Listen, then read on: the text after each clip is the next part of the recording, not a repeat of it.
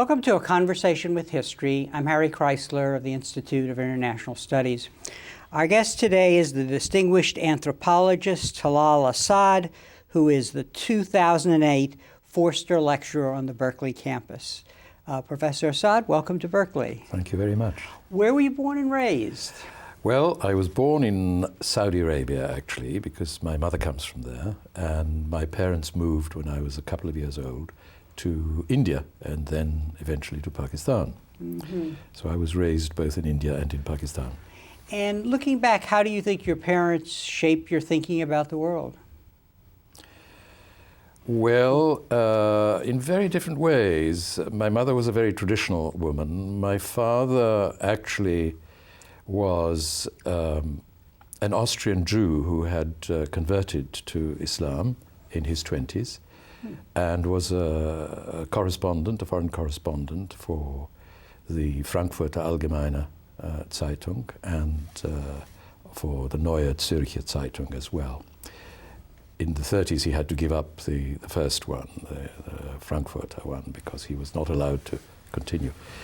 And he was very interested in the Middle East, and that was where he eventually settled for 6 years in Saudi Arabia, married my mother, and moved on to India, partly for reasons, journalistic reasons, but also because he had friends who urged him to come. So the question about how they shaped my views, well, certainly my father was much more aware of, as it were, a European heritage, as well as the heritage of the Middle East, to which he was very attracted. And although he had a relative, his mother's relatives, in Palestine at the time, in the 20s, he was born in 1900. Mm-hmm. And he converted when? And he converted in his mid-20s. I see. And he died in 1992 in Spain. Mm-hmm. He's buried there. But he was always really a strong anti-Zionist. He felt that this was a great mistake, even before he became, before he was converted. Mm-hmm. So what I'm hearing you say is you must have gotten a real sense of the diversity of the world and the complexity of the world from them. Absolutely. And I was a child, but my father was interned during the war as an Austrian citizen, even though he was a Jew, by the British. It was, of course, British India at the time. And I was a child, but most of the people there during those years were, in fact, from Central Europe, who had been brought together. So I have memories of them as well. And then shortly after the war, we went to the Punjab, which became Pakistan. And, I was very much aware of many of the things that were going on politically there as well. My father was quite active intellectually in Pakistan as well. And were you raised in the Islamic? I was, indeed, yes, very much so. My mother being a very pious woman who was not at all an intellectual, but who, in some ways, looking back on it, I can see that her approach to her religion, in some ways, unconsciously made me aware of different approaches, and that is of an unreflective, what people have called an embodied approach to religion, rather than a highly intellectualized one. My mother was not an intellectual, of course, at all. So the religion is really part of the way people live. That's right, exactly. Yeah. That was certainly so. Yeah. That was certainly for my father. It was even more an intellectual matter too. He thought of this as a kind of an intellectual promise, so to speak, of Islam as a way of living within a community and within a political community and so on. I believe I read somewhere that as a Muslim you were but you were educated among Christians in a school, and that must have been a kind of another layer of a sensitivity to diversity. Very much so. It was a boarding school, and the teachers were British missionaries there. And I can remember being a very obstreperous boy who was determined to, as it were, hold on to his own religious identity among others who were mostly Christians. But you know, it wasn't a very conflictual situation in school. I don't want to suggest that, but certainly difference was, you're right, was very much a part of my early experience. And how did your education, beyond these first schools, but more your advanced education in England, impact and your future scholarship? Well, I came to England at the age of 18, and I was, in fact, going to become an architect. That was my father's choice. He decided, for various reasons, because he was also perhaps an architect manqué. He thought, A, it was a wonderful profession, and B, he thought I needed a certain amount of discipline as well as an opportunity to be creative, and what could be better than being an architect? So he chose for me the profession. I went to London and did architecture, not very successfully because my heart wasn't in it, for 2 years in the Architectural Association School of Architecture in London. But I really wanted to be an anthropologist. And then I went after that took my own decision and went and did architecture in Edinburgh. Anthropology in Edinburgh. I left architecture. And after that I went to Oxford, where I did both my first postgraduate degree and my DPhil, the PhD, in Oxford. And did you focus on religious studies? And what was your dissertation on? No, not at all. Yeah. You know, I had, to some degree, although I was brought up in a sort of a fairly conventional religious way, perhaps not quite so conventional, obviously, because given my parents' background, but I had to some extent revolted and felt myself to be to have lost my faith already at the age of about 14 and so on. And I wanted very much to come to Europe, which I regarded as a source of all the wonderful things that seemed somehow not to be present in Pakistan at the time. And I remember that my father tried to, in his own way, to disabuse me of some of my ideas, which were rather naive. But nevertheless, he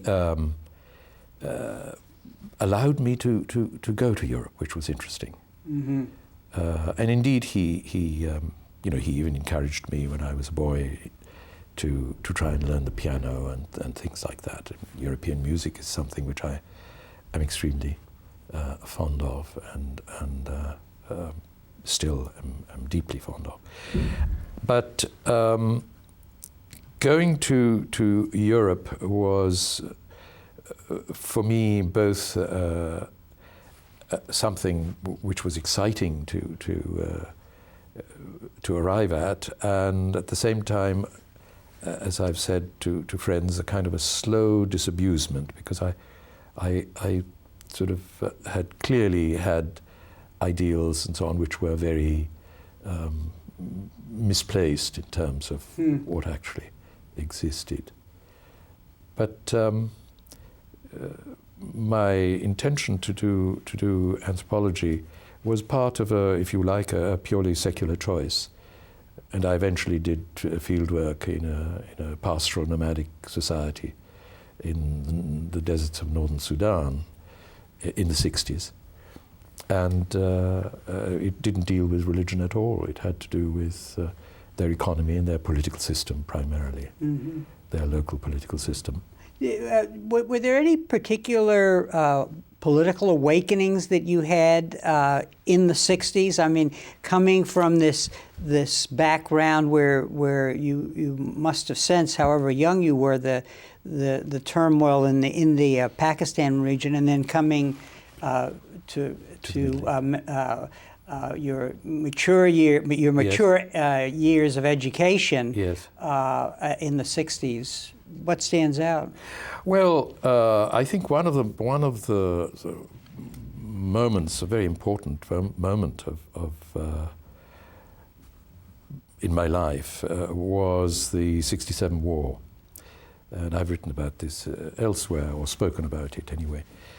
It was very traumatic for me in the sense that I couldn't quite understand the reaction of so many people in Britain to what had happened, and a kind of exultation on the part of the British, which I thought was inexplicable to me. As I've said elsewhere, I think I could understand that the Israelis might have felt, very pleased with the fact of the victory. But why were the British so enormously satisfied with it and emotionally pleased? So, and that had to do with, of course, their earlier experiences, particularly the '56 war, and their sense of humiliation at that time when they were obliged, you remember, to withdraw. And some of that came back, and that was very important for me, and it also made me think much more seriously about the entire colonial experience, which British society still somehow retained in part. I want to ask you about being an anthropologist, but what you just said is maybe a lead into this, because as an anthropologist, one thing that stands out in the work of yours that I read is your sensitivity to power and the relationships of power between the former colonial powers and their former dependencies. And it strikes me that what you just said, was that an entree point into this insight, that is, with your background sort of being surprised by the exaltation and then sort of thinking about that? Yeah, I think that's a very good question, because I was certainly aware of power in a very general sense and aware of the history of colonialism. But the way in which it seemed to work within the psyche, if you like, of people, both individually and collectively, was something that I felt was much more important than I had realized. And, as I said, when I came to Britain, I was also enormously enamored of what one might call an Enlightenment kind of culture, which I thought I would find. And I was enormously anticipatory with regard to ideas of equality and justice and rationality and so on, held rather naively, of course, as a boy in my late teens, but nevertheless very powerfully. And in some ways, I think what my engagement with, or my concern for power has been, is a kind of complexification of those understandings. So at first I thought, my goodness, how can this be that this is the culture which, believes in all these things, in compassion and so on and so forth, and yet it seems not to do that. But then, of course, as I've said, I had to reinvent the wheel by recognizing that, all sorts of cultures, all cultures in a sense, are capable of bias of different kinds, every culture. So the idea that there was one culture out there which would be without it was, in my view, very naive. A thing that runs through your work is the power of concepts, and often how they are derived from power relations, and how those concepts then obscure the realities both of the conceiver and the object of the conception, so to speak. Is that a fair, or maybe simple statement about some of the things that have interested you? Yes, I suppose it's one way of putting it. But I think of power now certainly not simply as repressive and exploitative. I think of it also as something which is an opportunity to create, to rebuild, and so on. And the relationship between these two notions of power, as it were, repressive and creative, is what fascinates me and is certainly very involved. The ideas, the concepts which interest me, therefore, are both concepts that obscure the possibility of some kind of resistance, as well as the possibility of some kind of creativity as well. So I do agree that's not an unreasonable way of describing things, of looking at the way in which these concepts are put together, in which we've received in our culture, and which in some ways are not adequately and critically and from a distance examined. I'm curious, what in the kind of work you do, what conclusions do you have about the skills that are required to do the kind of anthropology that you do well?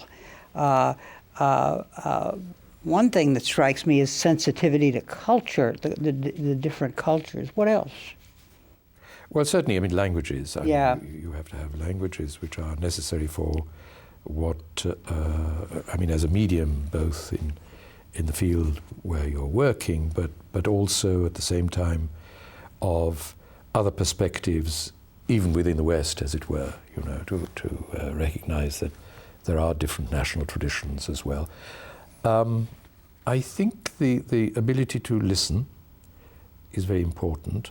I don't know that's the kind of skill that can be very sort of systematically or formally learned, but it certainly has become easier for me, both through teaching, particularly through teaching, and through field work.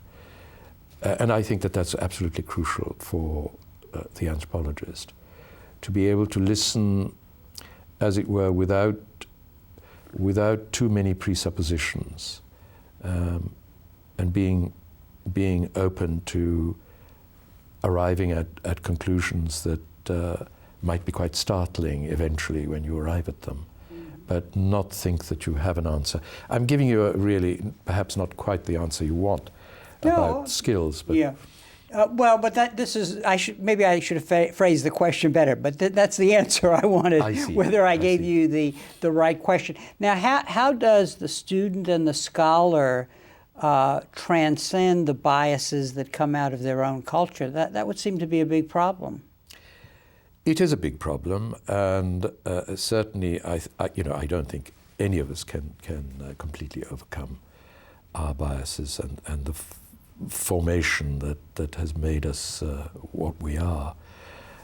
But insofar as one can try, by encountering very different kinds of cultural phenomena, very different kinds of human beings in different societies, and demand of oneself that one listen, as I said a moment ago, and that one try and question not only what one finds out there, to question also oneself.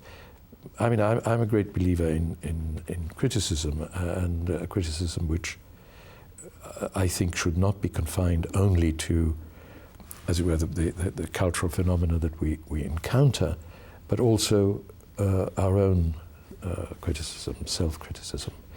I don't know, one can only try, And of course, we won't completely succeed, I'm convinced, but we can try and question ourselves. If one looks at your works, it's very clear that they are steeped in comparative studies, comparative theory, interdisciplinary work, and combining that all with a sensitivity to the complexity of a particular setting and so on. Talk a little about that. I know you've worked on reform in Egypt and religion, and it's what emerges is a much more complex picture of what the interface between modernity and what the West would call modernity versus tradition. Right. Well, you know, one of the things I've been very struck by, and I'll come back to more directly to your question in a minute, but is, as I put it, that within the West there is much more argument, much more difference about what modernity means. Mm-hmm. And what it entails, how one gets to it, or what its problems, its primary problems are. Too often, partly because it's a presentation of Westerners who have, as it were, directed their words to the non-Western world, and also, as a consequence, people in the non-Western world, there seems to be what I call a single face to modernity. I mean, this is no longer entirely the case. I know that there are all sorts of developments going on, especially in East Asia and South Asia and so on. But there is a lingering sense here of, you know, we know what modernity is, and we know how to get there, and it's quite different from our tradition. I think in the West one doesn't think that. Mm-hmm. One recognizes how important traditions are in all intellectual traditions. Are traditions, first of all, we work through and we rethink them, but they're still traditions, and we think of them we try to think of them in a modern, i.e. contemporary way. So I would say that the question of the very different kinds of approaches to modernity, for me, requires an exploration of kinds of knowledge from very different disciplines, both Western disciplines, if one might call them that. I'm not very happy with that, but still, roughly what I mean, and the more traditional disciplines in the Middle East, theology, law, say Islamic law, Islamic theology, and so on, are, I think, very important to get into, as well as the different opportunities in the disciplines that we have in our liberal institutions. I'm looking here at the definition in your book, and I'll show the book, The Formations of the Secular. Oh, yeah. And just as an autobiographical note, you say modernity is a project, or rather a series of interlinked projects that certain people in power seek to achieve.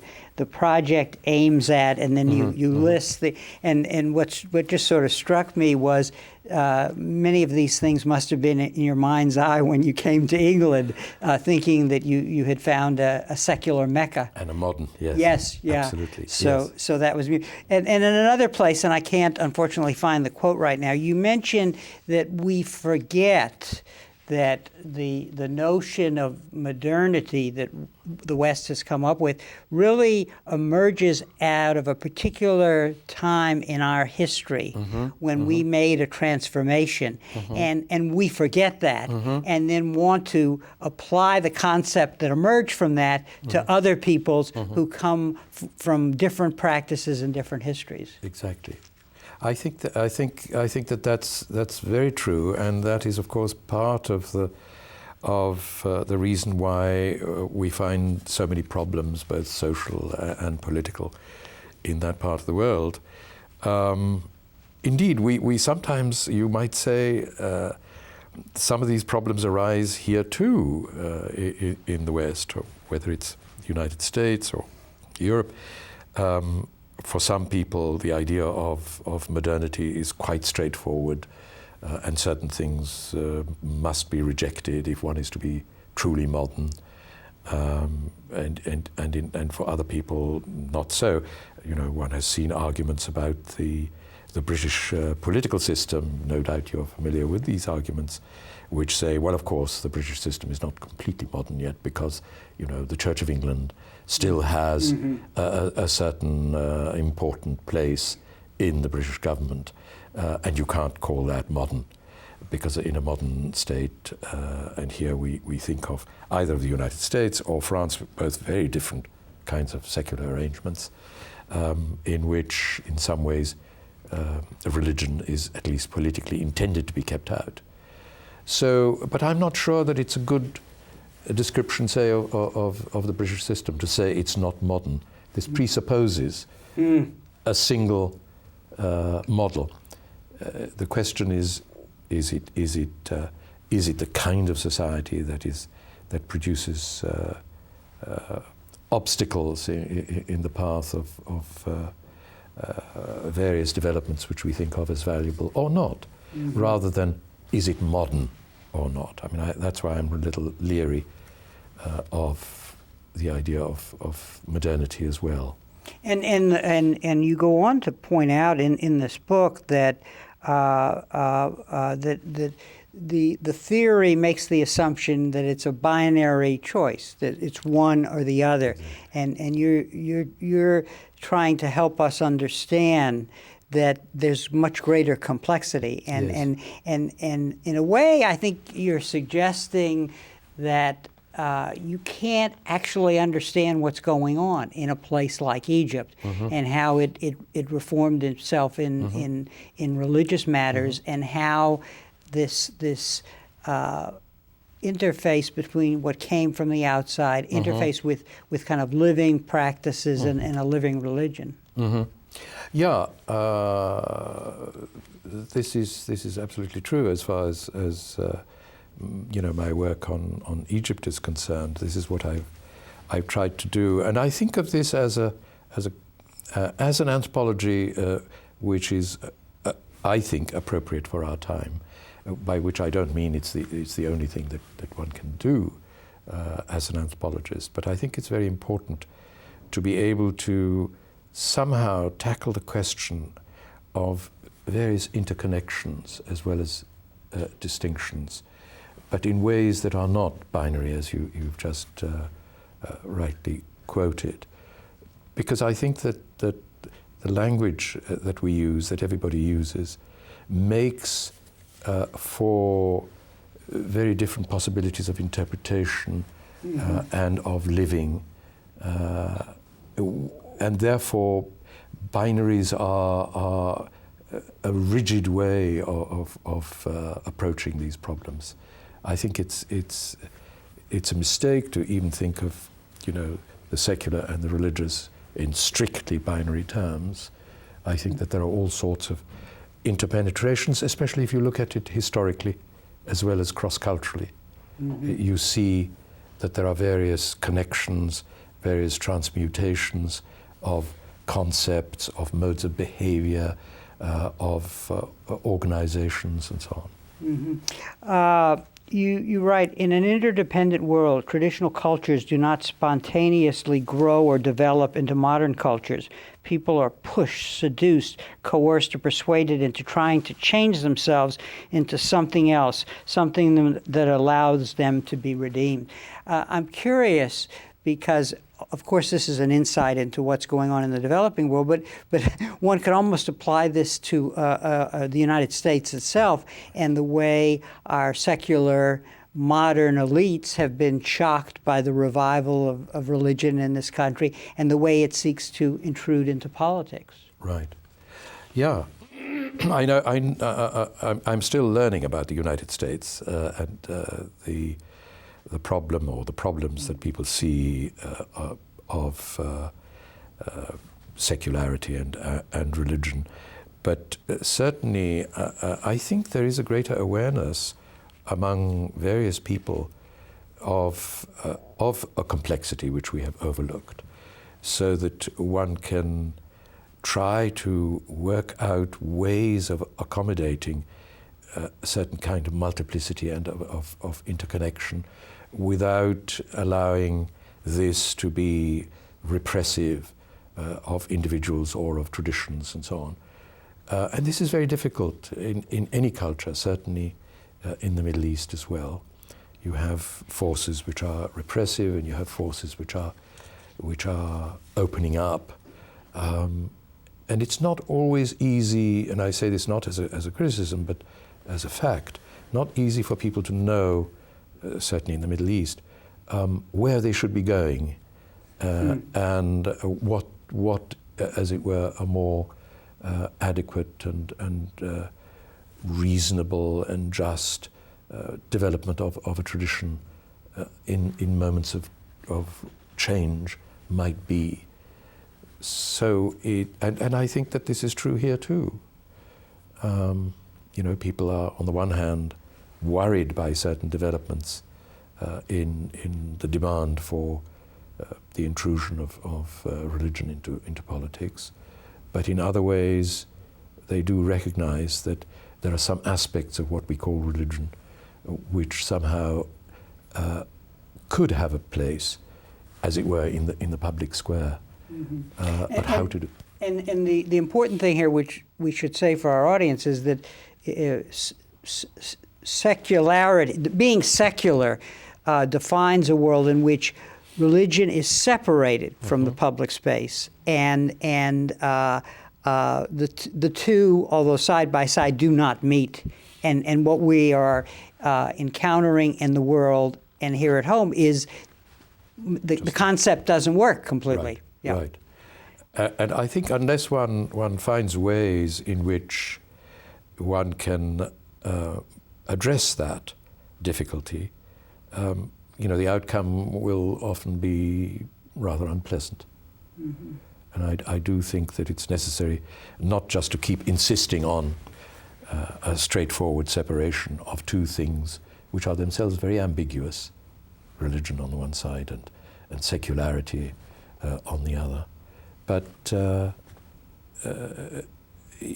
recognize that there have to be, one must analyze out what the implications of each are, to what extent elements of each can be changed, accommodated, made to answer for its own claims. And I think that this can apply to both secularity and religion.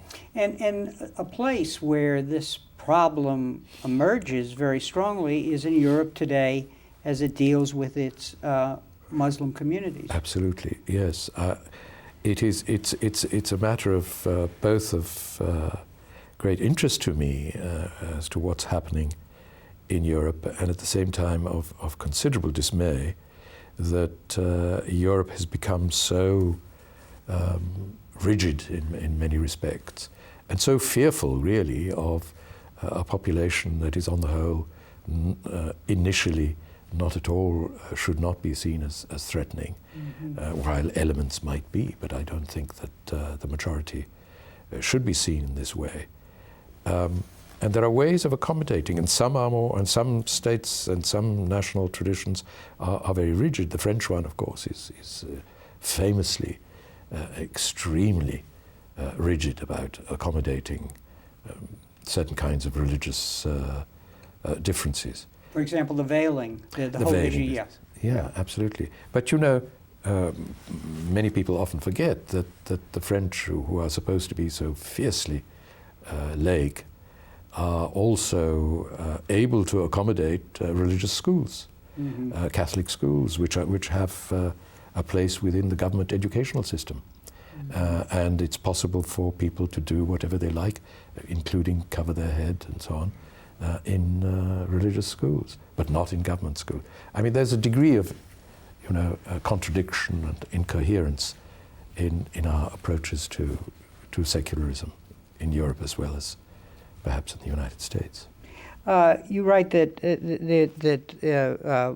when Europe or the West errs in its overemphasis or overstatement of its own modernity, that you write the belief that human beings can be separated from their histories and traditions makes it possible to urge a Europeanization of the Islamic world, and you're really suggesting that is going to create problems? Are you suggesting that, or what are the implications beyond an insensitivity to the reality of people that one presumably would want to integrate? Well, in the first place, yeah, I think that there are problems that will arise and have already arisen.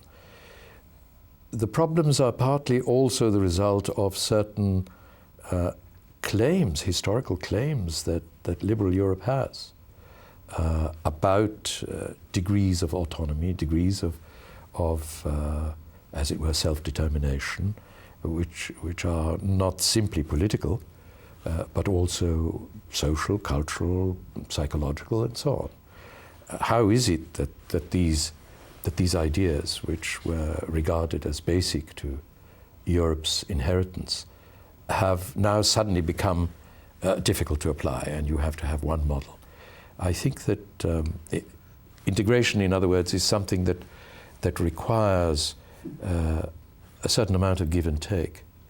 The nations of Europe, as in the United States, have never been stable, stationary.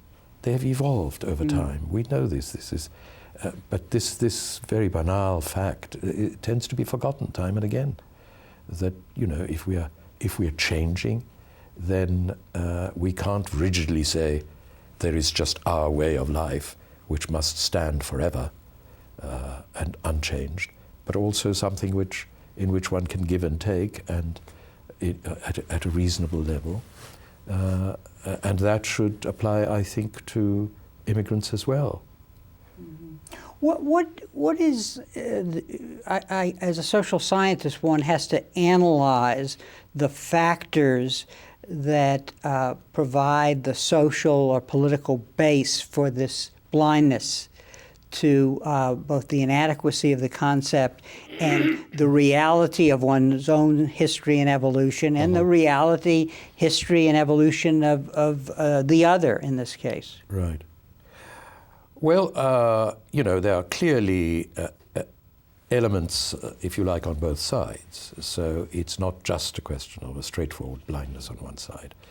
But I think in some ways there's a greater responsibility on the part of the party which is much stronger and the party which is more secure in dealing with groups that are less secure, that are expected to transform themselves. What are the origins of these? I think they are largely historical. In the case of Europe, the entire colonial experience has been very strong. I think that there's no question in my mind, both for Britain and for France, certainly. In Germany, it's a little more complicated because the immigrants there are not from, I mean, the Germans never had that kind of empire as the French and the British did. But that's one part of it, and I think, if you like, the modern nations in Europe are not sufficiently liberal, not sufficiently modern, one might even say provocatively, although I've criticized that idea in a simple, as a simple idea, in not taking their own values seriously enough. But there are all sorts of incentives. For political, economic reasons, it's easier to find scapegoats and so on. I often think that in the case of Europe, I've said, again, provocatively, that it's almost as though the Europeans now no longer able to publicly denounce Jews and persecute them, however sub rosa, sort of anti-Semitic some of them might be, but it's no longer possible for a person in Europe to be taken seriously as a respectable public figure and be anti-Semitic. This is no longer true. This is not true, of course, in relation to immigrants. So there's a kind of shift almost. It's almost, one might suggest, because they can't any longer, as it were, choose one outsider or define one group as an outsider, which they did, and then right up through the 30s, which was the most terrible period. Now they have to find somebody else. I mean, I'm making a provocative formula out of it. And you're not saying that having lost the one, you have to do the other. It just it just tends in that direction. In that right? direction, yeah. Because of course many people don't do that. I mean, there are lots of very responsible people, and lots of people who are warning against precisely the attitude which I've been describing with some dismay. Lots of Europeans who have made the very points that I'm making already. About it being in conflict with liberal ideas, with democratic ideas, and so on. Let's talk now about 9/11 and look at the way we've looked at this problem of suicide bombing. And let me show you, the audience, your book on suicide bombing, which is a series of lectures you gave at the University of California, Irvine, I believe. Right. This is after 9/11. We were in a situation of having to reconceptualize our adversaries. So a lot of these themes that we've been talking about come into play in the way the West sees the other. What do you see as, what insights do you bring to that definitional issue that follows up on what we've just been talking about? Well, I think that in some ways this connects up with some of the things we've already said, and that is the need to look critically at many of our received categories and received notions. In other words, not just to criticize the others or the perpetrators of that terrorist attack, but to go deeper. And again, there were people who already suggested this at one time. At the time, it was a bit difficult to make this point forcefully. After 9/11. After 9/11, yeah. Nevertheless, there were some people, and since then there have been more, who have urged that what we also need is an examination of the relationships between, say, the United States, in this case it was the United States, and the rest of the world, but particularly, of course, in this case, the Middle East. Instead of just blaming, just as it's, I think, quite wrong for Middle Easterners to blame everything that happens in Middle Eastern countries on the outside, which I think is not true.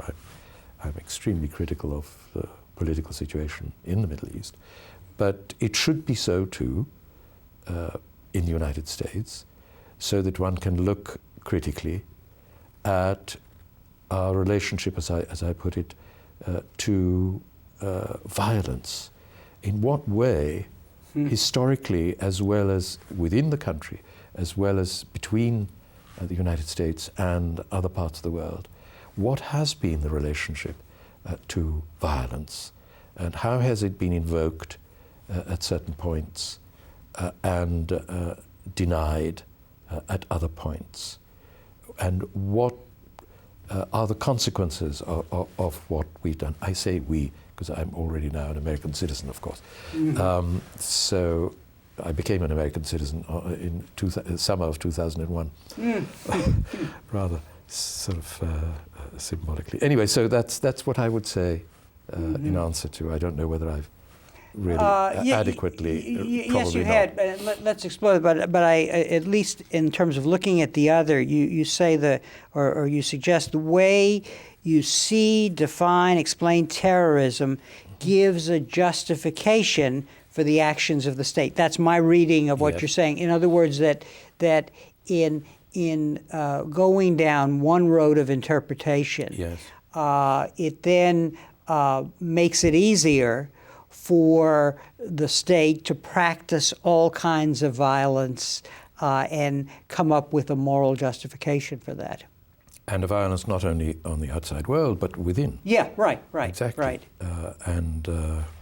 So many people have complained, a restriction of liberties and all sorts of things. We're going over very familiar ground, which nevertheless needs, I think, to be stressed again and again. I think that the whole question of war and terrorism has fascinated me. When I wrote this book and gave the lectures, I showed it to a friend who said, yes, he liked it very much. And he could see, he was an American born and bred, he could see that I was rightly saying that in some circumstances terrorism might be justified. And I said, no, this is not what this book is about. I am not trying to justify terrorism. I'm just trying to shake the sort of binary categorization which gives rise to certain kinds of policies. So I had to actually spell this out. You may have seen this in my short introduction, and say this is not intended as a justification for it. As I've mentioned to you, I've become particularly interested also in the whole idea of just war and the reasons for it. And I'm working at the moment on that very category and the way in which it is a kind of moralization of war, which I think should not be moralized at all. I'm not a pacifist, but I don't for one moment think that that just war is a coherent and valid notion. And the way in which this justifies certain kinds of violences, which are often of an enormously greater scale than anything that the wretched terrorists can do. There are so many things, not only in the way in which we have used air power in war, for example, but also in this very ambiguous business of when one transgresses the law of war. And the law of war is, for me, fascinatingly much more ambiguous than I thought it was. There's a very fine and insightful writer on this,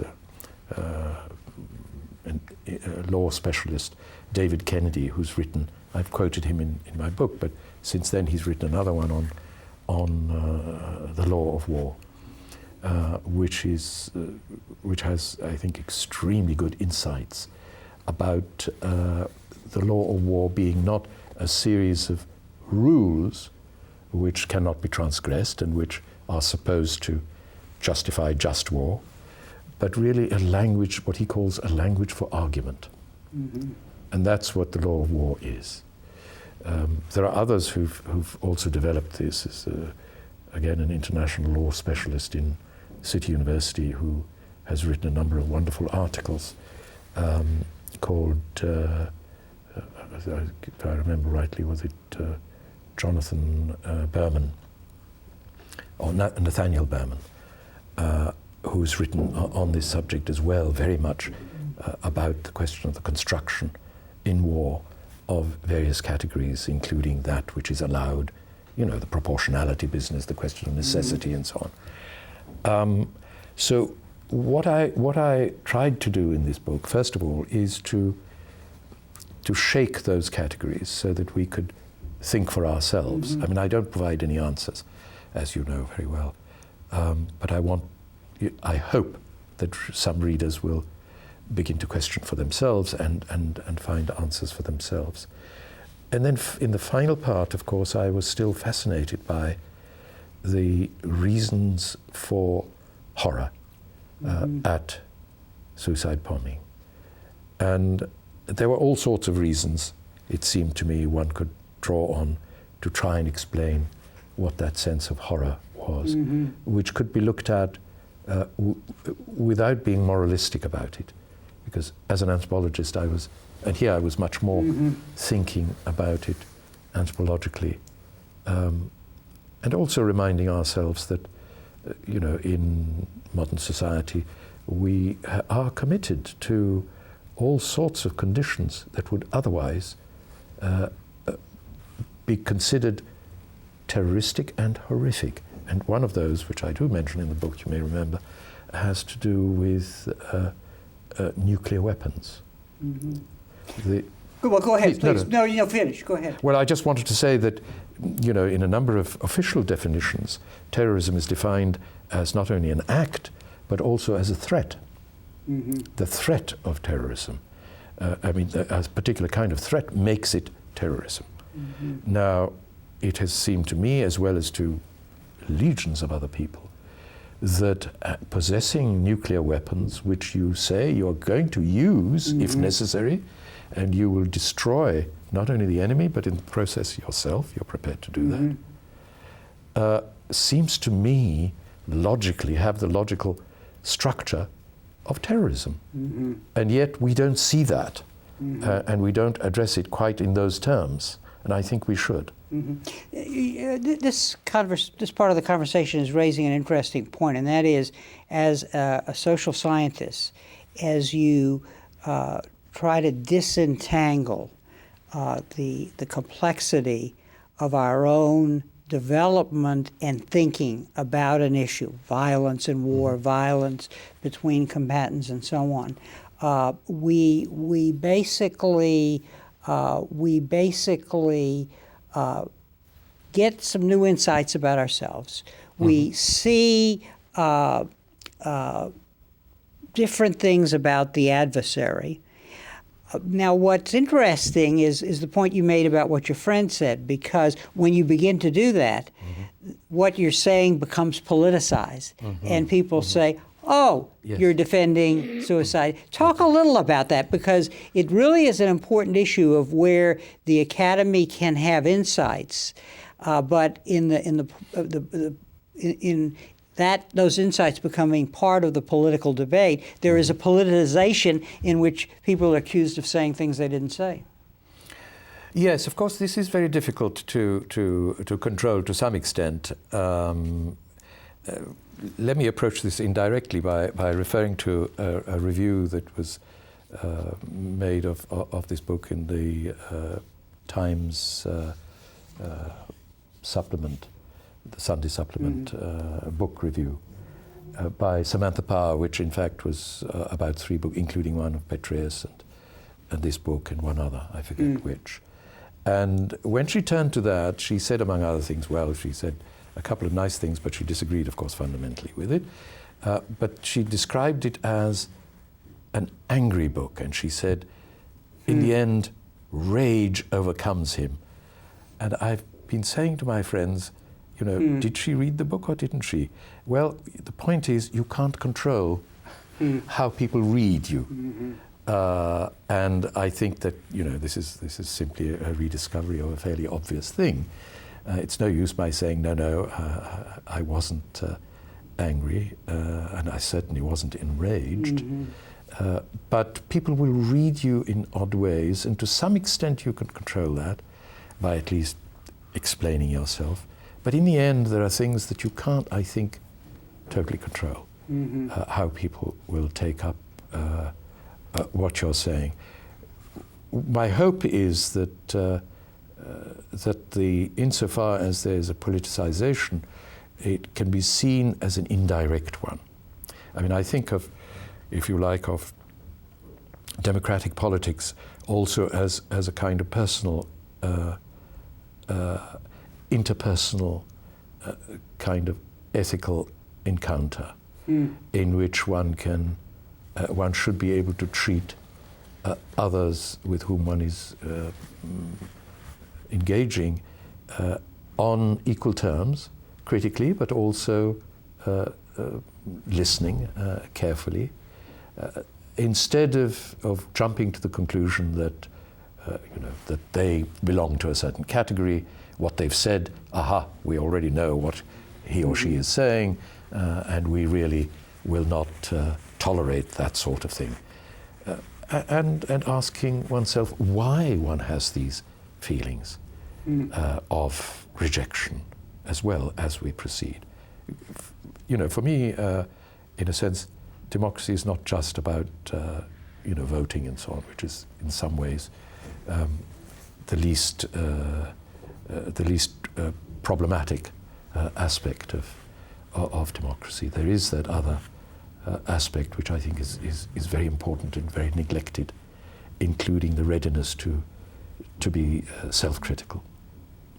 Professor Asad, on that note, I want to thank you for coming to the campus to be the Forster Lecturer and also for appearing on our program. Thank you.